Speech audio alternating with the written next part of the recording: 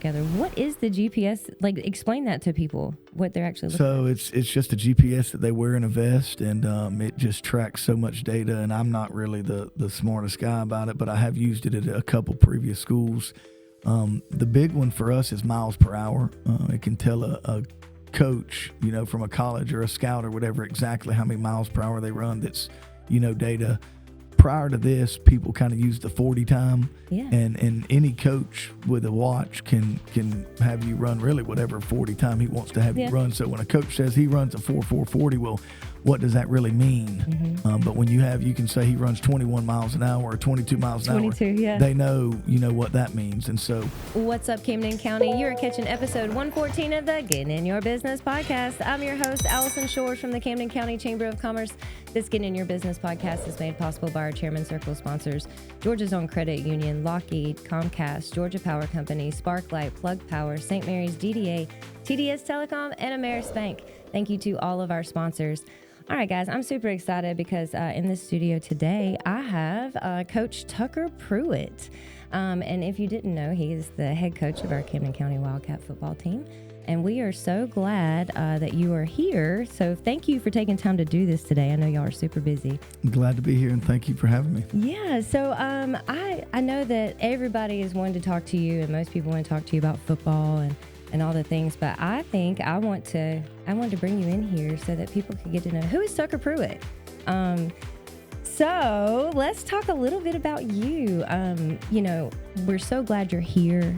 You came in the off season, and you're now the new head coach for our football team. And as you know, we take football very seriously in the South, and so we are super excited. Let's start this off with kind of like, where are you from? So I'm a coach's son, so I've moved around a little bit. I was born in Jacksonville, Florida. Okay. And my dad was coaching at University Christian at the time. I lived there until the end of first grade, and I started second grade at Union County High School, which is in Lake Butler, Florida, about 25 minutes from Gainesville. Okay. And then before my ninth grade year, we moved again to Georgia to Fitzgerald, and went to school there, graduated there, went to Valdosta State. For 5 years and played football there, and then got into coaching and have bounced all around from Georgia Southern to Valdosta High School, Thompson High School, Coffee High School, Lowndes High School, Valdosta High School again, Fitzgerald for 8 years, and then I was at Applin County last year before coming here. So I guess you could call that transient. Yeah, but I feel like football's been in your blood since you were young.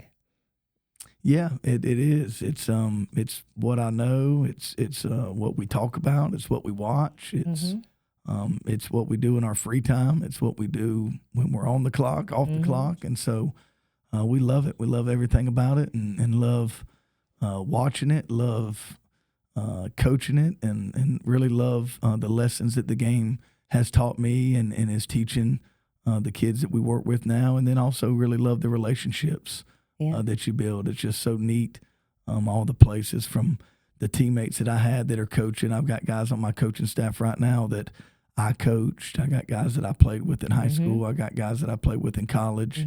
I got guys that were my head coach at other places. And so the relationship part is really neat, and just love everything about it. And I think that's so cool with this coaching staff coming in. You got so much coaching experience on the staff. Like you alone have so much experience and have done some great things. But you also have a lot of coaches in the same situation, all pulling for the same thing. I think that's so cool this year.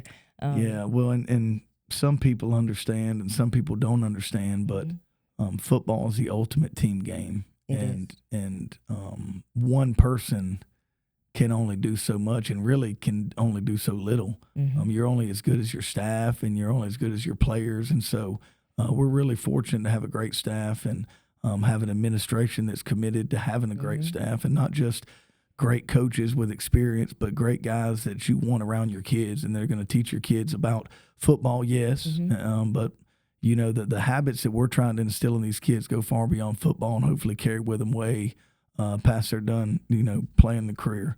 But the coaches we got are outstanding, and I know because A, I've hired them, but B, I've gotten to watch them work, and that's been a big challenge for us too, is getting together and getting on the same page and gelling. The team has to come together and unify, but the coaching staff does too, and you've got guys from all over that have done things different ways and a lot of experience and a lot of successful experience. And I'm biased, but I think they're great at what they do. I think they're great at building relationships with their kids and challenging their kids daily, specific challenges on exactly what they need to improve in today. And most of the time when you do that, there's growth. And the best part is just they take it really serious. It's they're not here, none of us are here to just play. We want to win, and we want to be the best at what we do, and we're working each day to move towards that. Yeah, I think it's awesome. We were talking with the athletic director last night, Welton Coffee, and he was him and Grant were talking about how much you guys work. Like, a lot of people were asking him, like, okay, so how's it going? He was like, all I can tell you is those guys work. We see them in the office working, out on the field. Like, it's constant since you guys have gotten here. So I know you're putting your heads down and working, and I can tell you by the time David Shores gets home every night. So I know y'all are working. Yeah, well, there's a lot to do, and first years are tough. Yeah. And, this is more than I've been managing. I've been at the 2A, 3A level, and it's double the coaches, maybe triple the players. And so the organizational piece is a lot. And we've got a lot of moving parts. We're coaching the 9th grade, the JV, and the varsity. And so there's a lot of, coordination and organization and getting everybody on the same page to make sure that we're operating as efficiently as we can. Yeah, but it's not like you're not new to this level of football. So, like, you get it. Like, you haven't been doing that, like... Right, and again, fortunately, I've got people around like Coach Rodemaker that's been doing this. Welton Coffey's, been a head coach, and also we've got resources and help everywhere you turn around. And so coming into this, I made sure my staff knew this. Like, guys, I've been at the smaller levels as head coach. I've coordinated at this level, but I haven't been a head coach at this level. So I'm not coming in here like I know everything. And, we're going to work together on what do we think is the best way to attack this. And each day we kind of go out there and write down the issues that have come up that we need to talk about, and we go in there and we get a plan, and it's definitely a committee type thing. Yeah. Well, let's talk about your family. I know you're probably not tired of talking about football, but in here I don't have to keep it around football. So let's talk about your family a little bit. Your wife, Chasen, where'd you meet her? Yeah, so we met in college in Valdosta, and we've been married 13 years now. I get in trouble. I don't know exactly, but Chasing 12, 13, 14, somewhere in there. And we had our little girl, Palmer Kate. She just turned 10. And we've got twin boys, Cannon and Hudson. They are 5. They have lots of energy, and they're the cutest little things. One thing that I saw when they posted, meet the coach, and it had some questions. One thing I learned about you is that you like to play Uno with your family. Yeah, we're a big Uno family. Last night we played, and my daughter won 2 in a row. We normally play till somebody wins 2 games. Palmer, yeah. We play. We have the little Uno cards. We have the big Uno cards.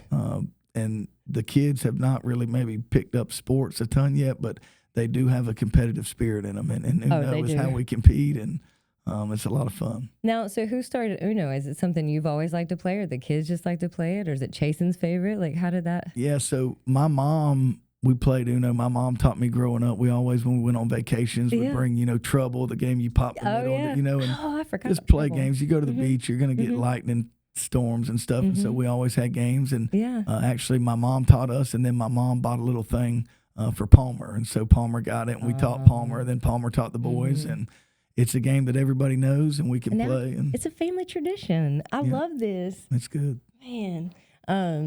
I remember just games and puzzles. My parents, when it was raining and stuff, like puzzles were what we had to put together.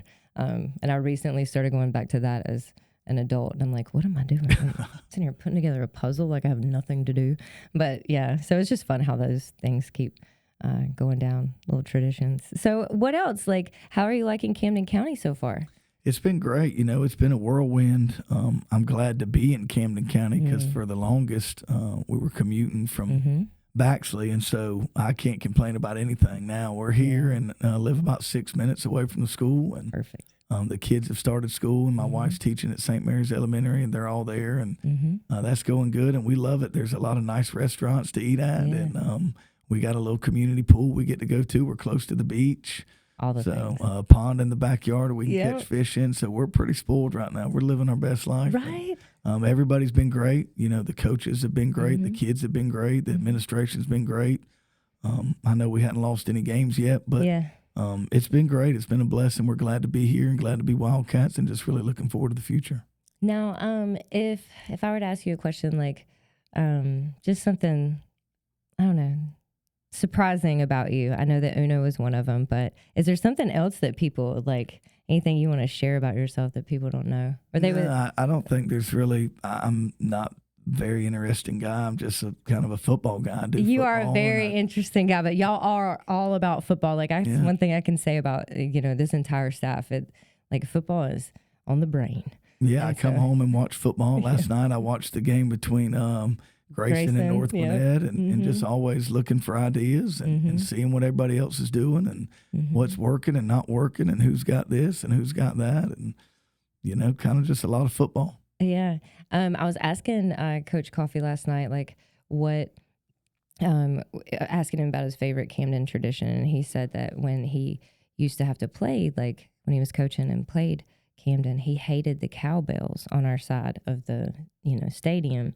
And I was like, can you really hear it down there? Like, can you hear the fans and stuff in the stands? Like when we're all yelling and, sometimes we'll see y'all do the hands where you're like waving and it looks like y'all are telling us to stand up and get up. Is that what you're doing when the players are doing this? Yes, I think that's what's going on. But like you see these headsets me and you are wearing, so they make these like this with two and they make them with one.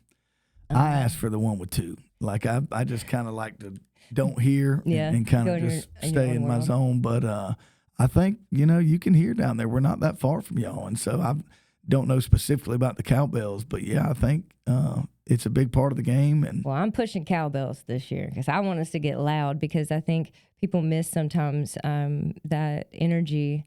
It actually transfers. So like the energy from the band and the cheerleaders and the crowd being loud, and it transfers to the kids on the field, and it makes them, gives them a sense of pride and to keep going and all the things. And, it can really be the 12th man if on the field, really. Yeah, it creates a home field advantage. Yeah. And, if you can be so loud that an offensive lineman jumps off sides and gets a penalty, perfect. That can be the difference in a first down or a punt. And that possession could be the impact in the game. And that's what I want people to realize. So, I've been really hoping that this year Camden will just really come out and let's get loud in Chris Gilman Stadium, Yeah, and I know the kids appreciate it too. It makes them feel like a big deal, makes them feel supported, and I think that's the whole key to it. Because I was saying, I love our kids. I don't care what uniform they wear. I love our kids here in Camden County, and I want to give them the best possible experience that they can have, and make sure they have all the tools that they need to go be successful. And I think our administration, like you were saying, does a great job.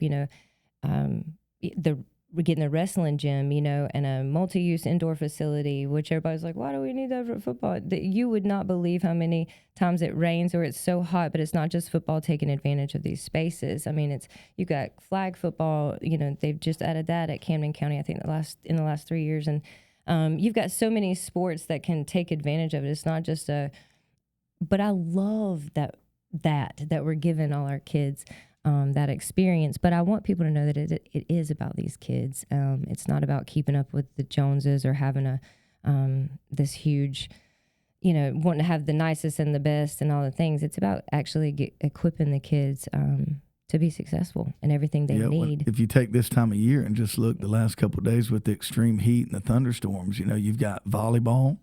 You've got basketball trying to do some off-season stuff. You've got flag football. You got football that all have to go into a gym, cheerleading. Yeah. And everybody can't fit in that gym. And right. And how hard is it to practice football in a gym? Yeah, I think if you practice in a gym all week, you'll probably go out there Friday, and if you watch about, the first quarter, you'll probably be able to tell what team was on the field and what team practiced in the gym. And I think that that's important for people to know. It's easy to sit back and judge when you don't have all the information. And I think it's just when you're not in it and knowing and all the things, but I just want people to know that, there's a need here. And No, there's definitely a need, and we want to be the best, just We like they want to do. win. When we're looking in a region where there's 5 teams and 3 of them have indoor facilities. Yeah. So 3 of them never miss a practice. Yep. Rain, shine, in season, out of season, they're going to get on a schedule. They're going to get in a routine. And they're going to get their work every single day. And when they can do that 365 and we're in a gym or getting practice cut for Lightning, that stuff adds up. And if we want to beat them, we need to try to level the playing field. And so I appreciate our administration taking those strides of commitment and saying, hey, we want to win. We want to be the best because that's what it takes. Yep. And I think it's so, like you were saying, getting on a schedule and a routine when you're trying to fight heat and storms, which storms have been happening every afternoon. It's like, what are you supposed to, you have to switch to the morning or trying to, when can you practice? So, and that just throws off everything. And you're trying to, having a routine is important. And so I know y'all are working really hard to figure that out and see how we're going to continue on, because I don't know how long the heat and rain's going to last this year, but you can't convince me that it's not hotter than it used to be. I tell people that all the time. I don't know what it's attributed to, but I just feel like every summer it gets a little bit hotter. Well, yeah. What is something that you're looking forward to this season? Doesn't even have to be with football, but I'm assuming it will be. Yeah, I'm really just looking forward to kind of learning about our team and what their strengths are and their weaknesses are. We practice with them enough to feel like we know, but how good's the region? How good are our opponents? I haven't been in this region for 10 years, 10 years, but I know Valdosta's really good. I know Lowndes is really good. I know Colquitt's really good. Mm-hmm. How good are we? How good are we compared to them? How big is the gap? Because people ask me, and I just try to be honest with them and tell them I don't really know right now. I know they're good, but I don't know how good. Yeah. And so I'm just looking forward to kind of, one way or another, we're getting a season. We got a scrimmage tomorrow. We got game 1, and you always hope it goes well, but it might not go well. Early in the season, it's a lot of ugly football, and it is. The games are most of them are not won. They're lost. And so hopefully we can go out there and play with discipline and execute maybe a little bit better than some people are, but we're in year 1, and I don't have 100% confidence that's going to happen. But either way, good or bad, we're going to need to play the next play. We're going to have to get up and dust ourselves off and move on to the next week and the next challenge. And we're going to have to be a team that gets better week to week. And hopefully, I don't know what the beginning is going to look like, but hopefully down the stretch, all of the efforts that so many people are putting in are going to pay off. And hopefully by the end of the season, we're a much improved team. And the goal is just to be the best we can be and then see where that stacks up. But that's kind of what I'm interested in. I know we've been sowing good seed. I know we've been trying to get our kids committed and having discipline and toughness and doing the right things and trying to make them have the right championship habits on a daily basis. And so I think we're on to something. I think we're moving in the right direction. But how big's the gap? Where are we at comparatively to these big guys? And we'll find out pretty soon. We will find out. Just a couple of things I wanted to talk about with the program. I know some different things are happening this year. It was very important for the kids to put some weight on and get some good food. And so I know you guys started a program with Wonderful Things and Ravens of Elijah.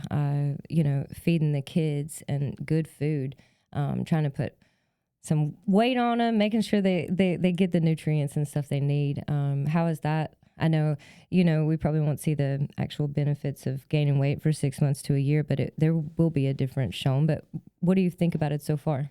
I think it's been great, and I know there's long-term benefits, but there's short-term benefits too. Our coaches are eating, our players are eating, our water girls are eating. It's been great. The food is, she cooks something different every night, but it's always really good. And I've heard no complaints. Everybody eats it. I'm sure the parents appreciate that their kids are fed. Now, I know at this age, they're probably going home and eating again too. We want to. Right. But, and I think the biggest thing is just, again, it goes back to the commitment and the support. If you're going to play in Camden, we're going to fight to do our best for you. And it's so much easier for us as coaches to demand their best every day when we're taking care of them and making sure they've got the protein after weights, they've got good gear so we can look like a team and look like we're something, and then we feed them good and we try to surround them with the best coaches and the best facilities and the best quarterback club. And I tell our kids a lot because they've only been here, and I've been other places, and they don't even have a clue how good they got it and how spoiled we are. And it's just, it's really fortunate, but, you know, it's good when we can take great care of them and just let them know that we do care, and it is important. It's so important that we do all these things. Well, it needs to be that important to you as well. I like what you said. I'm sorry to call you out, but when you said yesterday or maybe the day before, you were like, I don't know what it is, but I don't really like vegetables, but I feel real healthy. Because you've been eating the vegetables. I've never eaten more vegetables in my life than I have the last month or two. So I was just telling Wanda, thank you, and that I'm feeling a little bit healthier than normal. It was so funny. Yeah, I'm not a vegetable eater either. David Shore's been trying to fix that for a while. So maybe I do just need to eat Wanda's vegetables, and then I can get them in. It's been good. Yeah. And you guys also, there was a new website that rolled out recently, and I think that's going to be huge for, like, I know it's going to be beneficial for me because I'm one of those people, I try to learn the kids, and you know, when they got their helmets on and everything, you can't tell who's, so you got to know their numbers and names. And so I always print off a roster. So it's just printed, like nothing's fancy about it. And I'll print those off, and it gets passed around during the game. Like, okay, who's number? And I think I was looking on the Wildcat Hub when I went to the website, you can actually see all the players. Like I can search by quarterback, by their position, their number, by all the things, and it gives me all their stats and stuff. What do you think about the new website? I think it's pretty cool. I think it's official. It kind of looks like a college website. It's very, you know, and the videos and they can attach their highlight tapes, and so I think it's also going to be beneficial for college coaches when they want to look at our kids. Right. They can get on there and pretty much find out most everything about them. I know we're trying to sync up some of the data from their GPSs where they can even get their times. And we got to talk about GPS because I don't know. Until you got here, I didn't know. I'm sure it was a thing, and it's been a thing, but I guess my brain didn't put it all together. What is the GPS? Like, explain that to people, what they're actually looking at. So it's just a GPS that they wear in a vest, and it just tracks so much data, and I'm not really the smartest guy about it, but I have used it at a couple previous schools. The big one for us is miles per hour. It can tell a coach, you know, from a college or a scout or whatever, exactly how many miles per hour they run. That's, you know, data. Prior to this, people kind of use the 40 time, and any coach with a watch can have you run really whatever 40 time he wants to have you run. So when a coach says he runs a 4.40, well, what does that really mean? But when you can say he runs 21 miles an hour or 22 miles an hour, they know, you know, what that means. And so there's a lot of other ones like hit stick. It can tell you how many significant strikes they've had that may just, you know, be able to inform you about how to proceed. Maybe they need to be in a green jersey, non-contact, if they've taken a lot more hits than normal. Just, you know, it's a long football season, and we want to manage these athletes to not overload them so that they can be consistent and be there throughout the season. Total steps, total yards. Like, would you be able to tell, like, how hard a kid is going during practice or if they, like, slacked off? Oh, like absolutely. So if we get, the measures, their quickness, their overall speed, their player load, their total steps or yards amassed out the day, you know, whenever we practice with them, we get these baseline numbers, and then we're able to tell the data from a normal practice. Well, if you run 21 miles per hour and you didn't get but to 19, you're not practicing full speed, and we got a problem. And, you know, what we want to be doing is just gradually getting better, little by little. But it does let us know kind of where we're at and where this athlete should be performing. But also the second piece is just kind of seeing what the load on them is, and if we need to push more, if we need to pull the reins back a little bit, just to try to get them to Friday and be healthy and be 100% so they can go perform at their best. Yeah, man, lots of good stuff. I love all the new stuff coming out. I know there's going to be some more stuff.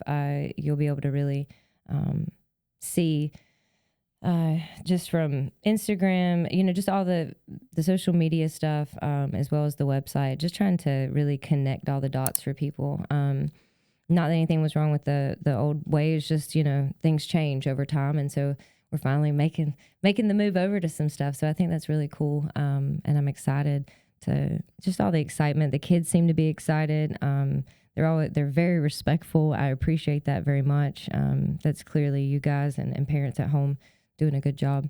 with these kids. So I'm really excited. Was there anything else you wanted to say? I know you got things to do and you're like, Allison, wrap it up. No, I'll just hit on kind of what you said. We do. I don't know all the parents. I haven't gotten to meet them all, but you can tell our kids got great parents because they show up on time. They work hard. They say yes, sir, and no, sir, and they look you in the eye when you get on their butt. Yep. They correct it, and they have a shirt on when we go out there to eat, and they say yes, ma'am, and thank you, and please, and they pick up their trash. And They do. I know those are little things that people don't think matter, but they do, and that's kind of what we've been spending a lot of our time on, is trying to develop championship habits in these people. And it's not a light switch. You can't just be a loser in these things and then just decide I'll be a winner in these things. If you're a winner and you're a champion, you're going to be a champion in every facet of your life, and that's kind of what we're challenging them on. But it really does help when they got people at home that are kind of speaking that same language to them, and challenge them to grow and be respectful, and not just be a good football player, but be a good person and be a good student, and be kind to others, and all the things that our kids have been taught. But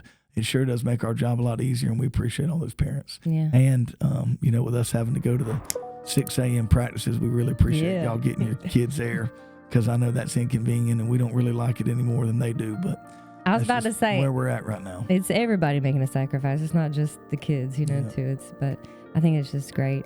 Well, good deal. Well, thank you for your time today. Was there anything you wanted to say to the community? Did I already ask you that? No, we're good. We're excited about football and seeing where we're at and what we need to do to keep getting better. I love it. Go Wildcats. Yeah, all right. Well, thank you, Coach Pruitt. Appreciate your time. All right, guys, you have caught episode 114 of the Getting in Your Business podcast. Please like, share, and subscribe, and get your tickets today. Go see the Camden County Wildcat football. Chris Gilman Stadium starts this Friday.